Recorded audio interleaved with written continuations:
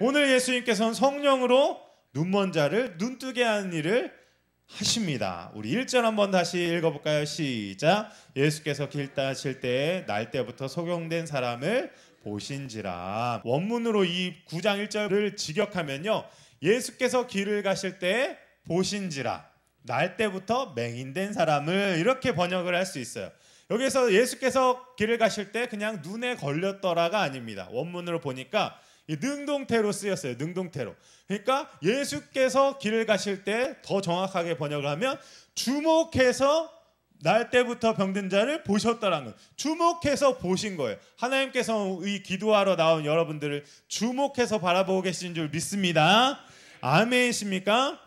날 때부터 맹인된 사람이 숨어 있었는지 아니면 많은 군중 속에 끼어 있었는지 어떻게 길 한가운데 딱 있었는지는 알 수 없지만 오늘 성경은 이에 대한 설명을 생략하고 예수님께서 능동적으로 주목해서 보셨다는 사실을 기록하고 있습니다. 이는요, 도움이 필요한 사람을 그냥 지나치지 아니하시고 사랑의 눈길로 살피시는 예수님을 나타내고 있습니다. 예수님은 언제든지 이렇게 문제가 있는 사람을 찾아서 만나고자 먼저 우리에게 찾아오시는 분이신 줄 믿습니다. 누가 먼저 나에게 찾아오는가, 내가 먼저 예수님께 갔는가, 예수님이 나에게 먼저 오셨는가는 굉장히 중요한 문제입니다. 우리는 간혹 내가 잘해서 혹은 내가 먼저 예수님을 바라보고 찾았다고 착각할 때가 있습니다. 그런데요, 성경은 분명히 말합니다. 아버지께서 이끌지 아니하면 내게로 올 자가 아무도 없느니라 라고 말씀하시는 줄 믿습니다. 그리고 또한 십자가의 대속의 사건이 언제 이루어졌어요? 2000년 전에, 2025년 전에 이루어졌음을 단순하게 생각해 볼 때 하나님의 사랑이 우리에게 먼저 베풀어졌음을 깨달아야 할 줄 믿습니다. 시간마저 창조하신 창조주 하나님께서 영원 전부터 우리의 구원을 예정하시고 섭리 가운데 하나님의 복음을 듣게 하셔서 우리를 거듭나게 하셨음을 겸손히 고백하는 여러분에게 예수님의 이름으로 축복합니다. 이건 조금 어려운 개념일 수 있는데, 아니 목사님 성경 보니까 진짜로 예정이란 말도 나오고 미리 정하셨다는 말도 나오고 하는데 그러면 이거 다 정해진 거 아닌가요? 당연히 다 정해진 거 아닌가요? 이렇게 궁금해 하실 수 있어요. 그런데요, 하나님께서는요 미리 아시고 정하셨어요. 아멘이십니까? 미리 아시고 정하셨다는 건 뭐냐? 인간의 시각으로 보면 과거, 현재, 미래 이렇게 볼 수밖에 없어요. 근데 하나님께서는 과거, 현재, 미래를 어떻게 보세요? 쫙 한 번에 우리 인간의 개념으로 이해할 수 없게 쫙 보십니다. 그럼 어떻게 돼요? 내가 나중에 내릴 결정까지 알고 계세요? 안 알고 계세요? 내가 나중에 내릴 결정까지, 믿음의 그 작은 순종까지 알고 예정을 하신 거예요. 그러니까 우리가 뭐 로봇처럼 살아가는 것 아니고요, 운명론 절대 아니고요, 우리는요 불나게 100% 순종하면서 나아가야 하고요, 그리고 이것은 동시에 100% 주님의 은혜인 줄 믿습니다. 나 50, 하나님의 은혜 50 이거 아니에요. 이거 아닙니다. 하나님께서 완전하게 우리를 예정하시고 온전히 은혜로 우리를 구원하신 거고요, 그리고 우리의 그 의지가 100% 들어가야 하나님께서는 그걸 미리 보시고 예정하신 것입니다. 아멘이십니까? 그렇기 때문에 우리는 어떻게 해야 합니까? 성경에서는 예수님께로 계속 우리가 향할 것을 요청하고 있습니다. 히브리서 12장 2절 말씀을 보면요, 히브리서 12장 2절 말씀을 보면요, 우리가 예수님을 계속 바라봐야 함을 말하고 있어요. 함께 읽어볼까요? 시작. 믿음의 주요 또 온전케 하시는 예수를 바라보자. 저는 그 앞에 있는 즐거움을 위하여 십자가를 참으사 부끄러움을 개의치 아니하시더니 하나님 보좌 우편에 앉으셨느니라. 아멘. 성경에서 예수님께서 우리를 바라보셨잖아요. 날 때부터 맹인된 자를 바라보셨잖아요. 그리고 바라보고 끝나면요, 성경에 우리는 그냥 가만히 있으면 되는 걸로 착각할 수 있어요. 근데 그게 아니죠. 우리는 불나게 기도해야 하는 것처럼 불과 같이 하나님을 찾아야 할 줄 믿습니다. 그래서 성경이 뭐라고 말하고 있어요? 오늘 히브리서 12장 2절에서는 믿음의 주요 온전케 하시니 예수를 바라보자. 나의 눈이 어디에 있는가? 나의 눈이 혹 세상을 향하고 있지 않은가? 나의 눈이 혹 사람을 향하고 있지 않은가? 나는 하나님을 바라봐야 할 줄 믿습니다. 왜요? 하나님을 바라볼 때 믿음의 주가 되시고 우리를 어떻게 하세요? 온전케 하시는 예수님을 우리가 만날 수 있기 때문에 믿습니다. 내가 세상을 바라보거나 사람을 바라보면 온전케 될 수 없습니다. 시험 들 거밖에 없어요. 근데 하나님의 그 사랑을 보니까, 하나님이 날 얼마나 그 사랑하신 걸 깨닫고 보니까, 그래, 내 안에서 사랑이 흘러나가는 것인 줄 믿는 여러분들에게 예수님의 이름으로 축복합니다. 아멘. 여러분은 무엇을 보며 살아가고 계십니까? 세상을 바라보는 눈을 돌이켜 언제나 우리를 사랑의 눈으로 바라봐 주시는 주님께 시선을 맞추고 믿음으로 살아가는 주의 백성 되시길 예수님의 이름으로 축복합니다. 우리 2절 말씀 읽어볼까요? 시작. 제자들이 물어 가로되 랍비여, 이 사람이 소경으로 난 것이 네 죄로 인함이오니까? 자기 오니까 그 부모 오니까? 제자들은요, 날 때부터 맹인된 이 사람을 보면서요, 이 사람이 맹인으로 태어난 것이 누구의 죄 때문인지 예수님께 물어봅니다. 유대교 학자 중 어떤 이들은요, 사람이 아직 모태에 있을 때에도, 뱃속에 있을 때에도 죄를 범할 수 있다고 여겼어요. 그렇기 때문에 그가 맹인된 것이 맹인 자신의 죄입니까?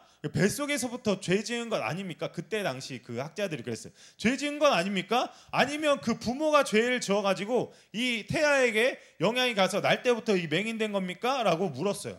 또한 유대인들은 구약 성경을 오해하고 있었기 때문에 자식이 부모의 죄를 상속한다고 생각했습니다. 그래서 부모 때문에 날 때부터 맹인된 것 아닙니까? 라고 예수님께 물었습니다.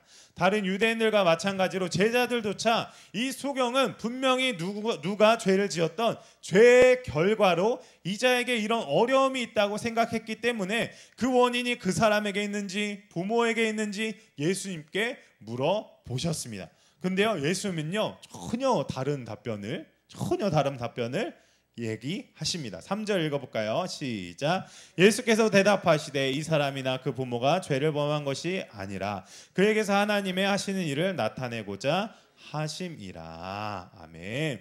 예수님은 누구의 죄 때문에 이 사람이 날 때부터 맹인이 되었는지 묻는 그런 사람들의 질문에 과거의 죄로 인함이 아니라 그에게서 하나님이 하고자 하는 일을 나타내고자 함이다 라고 설명해 주십니다. 사람들의 생각은요, 온통 이 사람이 소경으로 태어난 원인과 배경에 몰려 있었습니다. 그런데 지금 사람들의 시각은 그 사람 때문이든 부모 때문이든 혹은 다른 이유 때문이든 아무 유익이 없는 과거지향적 시각이었음을 우리는 깨달을 수 있습니다. 성경을 보면요, 부모의 죄가 유전된다고 나오나요? 유전되지 않는다고 나오나요? 이게 그 두 가지 다 나옵니다. 이게 영향이 있다 나오는 부분도 있고요. 아비의 이가 씨다고 자녀의 이가 씨냐 이런 부분도 나와요. 근데 신약 성경에서 예수님은 전혀 다른 관점을 제시하시는 거죠. 혹 그 사람이 매여 있을지라도 과거에 매여 있는 사람에게 예수님은 전혀 새로운 관점을 제시하시는데요. 날 때부터 맹인이었던 사람의 미래의 이야기를 선포하십니다. 과거에 그가 어찌 했을지라도 앞으로 빛 대신 예수 그리스도 안에서 새롭게 될 것임을 선포하십니다. 아멘이십니까? 과거에 우리가 어떤 모양, 어떤 잘못, 어떤 그런 어려움 가운데 있더라도 예수님을 만나면 어떻게 됩니까? 전혀 새롭게 되는 거 아니겠습니까? 우리가 아무리 과거에 심지어 잘났다 하더라도 이 잘난 것이 뭐 몇 년 가겠습니까? 100년 가겠습니까? 200년 가겠습니까? 태어난 것은 태어난 것이고 200년 살아간 사람이 있습니까? 없어요. 짧은 인생 아니겠습니까? 그런데 예수님을 만난 자에게는 영원한 생명이 있는 줄 깨닫는 여러분들에게 예수님의 이름으로 축복합니다. 아멘. 예수님께서 어떻게 새롭게 될 것을 선포하십니까? 하나님께서 하시는 일을 그에게 드러낼 것이다, 나타내고자 하심이니라 라고 말씀하십니다. 사람들은요, 과거에 관심 있어 합니다. 사람들은요, 책임 탓하길 좋아합니다. 사람들은요, 과거를 통해서 미래를 본다고 그렇게 말을 합니다. 그런데 그런 것은요, 자연적인 영역에서는 어떻게 보면 일리가 있는 말일 수 있어요. 왜냐하면요, 사람들은 삶의 패턴을 버립니까? 못 버립니까? 못 버려요. 그렇기 때문에 계속 이렇게 했으면 저렇게 하고 이렇게 했으면 저렇게 하고 계속 그 패턴대로 살아갑니다. 그러나 예수 안에 살아가는 사람은요, 과거를 통해 미래를 보는 것이 아니라 예수님을 통해서 미래를 보게 되는 줄 믿습니다. 예수님 안에서 살아가는 사람은요, 자연적인 삶을 넘어서 초자연적인 삶을 살아가게 되는 줄 믿습니다. 왜냐하면 예수 그리스도 안에서 우리는 새로운 피조물이 되기 때문인 줄 믿습니다. 그런즉 누구든지 예수 안에 있으면 새로운 피조물이라, 이전 것은 지나갔으되 보라 새 것이 되었도다. 고린도서 5장 17절 말씀 볼까요? 그런즉 누구든지 그리스도 안에 있으면 새로운 피조물이라, 이전 것은 지나갔으니 보라 새 것이 되었도다. 아멘. 여러분은 이전 것을 바라보길 원하십니까? 새 것을 바라보길 원하십니까? 새 것 바라보길 원하지 않습니까? 자꾸 과거에 집중한 경향이 있습니다. 영향이 있을 수 있습니다. 뭐 이런 그런 뭐 이게 뭐 흔히 말하는 가계에 흐르는 저주라고 보통 말을 하는데요. 그런 게 있을 수도 있고 없을 수도 있습니다. 뭐 저는 근데 그게 중요하지 않다는 게 바로 성경인 줄 믿습니다. 이전 것은 지나갔으니 보라 새 것이 되었도다. 예수 그리스도의 보혈의 피 안에서 누가 우리를 정죄하리요? 아멘이십니까? 누가 우리를 대적하리요? 아멘이십니까? 예수의 보혈로 다 끊어내버린 여러분들에게 예수님의 이름으로 축복합니다. 아멘이십니까? 주의 보혈 능력 있도다. 정말로 믿으세요? 주의 보혈 잠깐만요. 과거를 좀 바라보고요. 이렇게 하시는 거 아니십니까 여러분? 능력 있다면서요. 그럼 과거는 다 끊어버린 여러분들에게 예수님의 이름으로 축복합니다. 아멘이십니까? 사탄은요 끊임없이 과거의 죄, 과거의 상처, 과거의 어려움을 생각나게 하고 떠오르게 하며 과거에 매여있는 삶이 당연한 것처럼 인간을 속이려고 합니다. 그러나 예수 안에서 우리는 새로운 피조물이 되었음을 깨달아야 할 줄 믿습니다. 아멘이십니까? 예수님께서는 우리의 과거의 회개한 죄를 기억조차 안 하신다고 말씀하신 좋으신 하나님이신 줄 믿습니다. 과거의 죄와 상처에 매여 살아가는 것이 아니라 하나님이 나에게 지금 베푸신 은혜와 앞으로 나를 어떻게 좋게 이끌어 가실지에 대한 기대감으로 소망으로 살아가는 여러분들에게 예수님의 이름으로 축복합니다. 우리 4절 읽어볼까요? 시작. 때가 아직 낮음에 나를 보내신 이의 일을 우리가 하여야 하리라. 밤이 오리니 그때는 아무도 일할 수 없느니라. 아멘. 예수님께서는 4절에서 때가 아직 낮이다 라고 말씀하십니다. 낮과 밤의 이미지를 사용하셔서 하나님의 일을 빨리 감당해야 하는 긴박성을 설명하고 계십니다. 하루를 보내는 시간은요 길다고 느낄 수 있지만 밤이 금세 다가온 줄 믿습니다. 또한 일정 시간이 되면요 피할 수 없는 밤이 찾아옵니다. 그러므로 우리는 예수님의 사역에 동참할 때 하나님의 일을 하도록 주어진 시간이 무한정이 아니라 낮과 밤처럼 주어진 하루하루의 시간을 하나님께 올려드리는 믿음의 선한 일꾼으로 살아가야 할 줄 믿습니다. 우리 5절부터 7절 읽어볼까요? 시작. 내가 세상에 있는 동안에는 세상의 빛이로라. 이 말씀을 하시고 땅에 침을 뱉아 진흙을 이겨 그의 눈에 바르시고 이르시되 실로암 못에 가서 씻으라 하시니 실로암은 번역하면 보냄을 받았다는 뜻이라. 이에 가서 씻고 밝은 눈으로 왔더라. 아멘.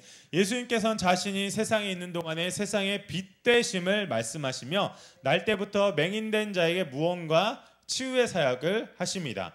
땅에 침을 뱉어서요 진흙을 이겨가지고 맹인 눈에 바르십니다. 그리고 실로암 못에 가서 씻으라 라고 말씀하십니다. 성경을 이미 읽어본 분이라면 계속 교회를 다니신 분이라면 이런 예수님의 모습이 자연스러울 수 있어요. 그런데 조금만 다르게 생각해보면 굳이라는 생각을 떨칠 수가 없습니다. 예수님은요 말씀으로만 눈뜨게 하실 수 있을까요? 없을까요? 있습니다. 그냥 실로암 못에 가서 씻으라 해서 눈을 뜨게 하실 수도 있으신데 굳이 진흙 반죽을 하셔서 맹인 눈에 발라서 치유의 사역을 감당하십니다. 하나님의 그 치유의 사역은요 우리의 고정관념을 벗어나는 줄 믿는 여러분들에게 예수님의 이름으로 축복합니다. 하나님의 치유는요 우리의 생각과 우리의 방법을 벗어나서 역사하시는 살아계신 하나님이신 줄 믿으시는 여러분들에게 예수님의 이름으로 축복합니다. 믿음이 있는 사람은 하나님이 영혼이 잘됨 같이 범사가 잘되고 강건함의 축복으로 함께해 주시는 축복의 하나님이신 줄 믿는 여러분들에게 예수님의 이름으로 축복합니다. 그런데요, 몸이 아프면 우리는 어떻게 합니까? 당황합니다. 치유의 하나님께서 왜 나를 사랑하는 가족을 아프게 내버려 두셨는지 우리는 이해하지 못합니다. 성경을 전체를 보게 되면요, 죄의 결과로 인간은요 하나님의 보호에서 벗어나게 되었어요. 하나님은 거룩하신 하나님이시기 때문에 우리가 하나님이 우리를 쫓아내신 게 아니라 우리가 거룩을 벗어버리면은 하나님의 그 보호하심에 같이 있을 수가 없는 거예요. 그래서 우리가 도망가 있는 거예요. 그러면은 어떻게 됩니까? 노화를 겪게 되고 질병의 어려움 속에서 우리는 인간들은 살아가게 됩니다. 또한 욥기서 말씀을 보면 사탄의 영향으로, 사탄의 장난질로 사람은 사망과 질병의 어려움을 마주하게 됩니다. 그러나 세상의 빛 대신 예수님께서는 우리들의 어두워진 눈을 밝히시는 빛 대신 하나님이신 줄 믿습니다. 우리 요한계시록 3장 17절 18절 말씀 볼까요? 내가 말하기를 나는 부자라 부유하여 부족한 것이 없다 하나 내가 공고한 것과 가련한 것과 가난한 것과 눈먼 것과 벌거벗은 것을 알지 못하는도다.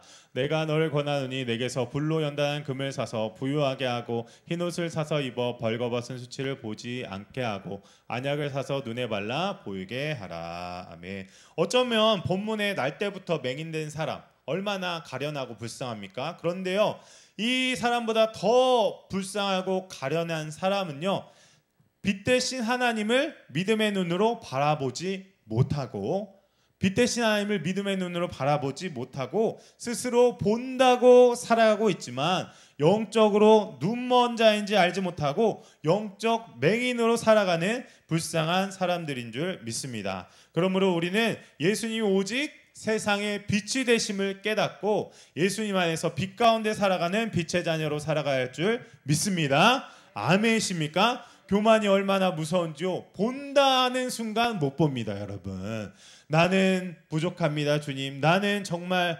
연약합니다. 주님이 보게 하여 주시옵소서 해야 보입니다. 여러분, 아멘이십니까? 그렇기 때문에 본다는 마음이 혹 내게 있는가? 그렇다면 그 마음을 내려놓으시고 겸손한 마음으로 주님의 시각을 나에게 부어 비춰 주시옵소서, 주님 빛을 비춰 주시옵소서라고 살아간 여러분들에게 예수님의 이름으로 축복합니다. 그렇게 우리가 빛의 자녀로 살아갈 때 이 어두운 세상 가운데 쫙 빛이 비춰가지고요, 그래 말씀으로 살아가야 하는구나, 그래 이 길이로구나 하고 진정 주님이 인도하시는 길로 살아가는 믿음의 자녀로 살아가게 될 줄 믿습니다.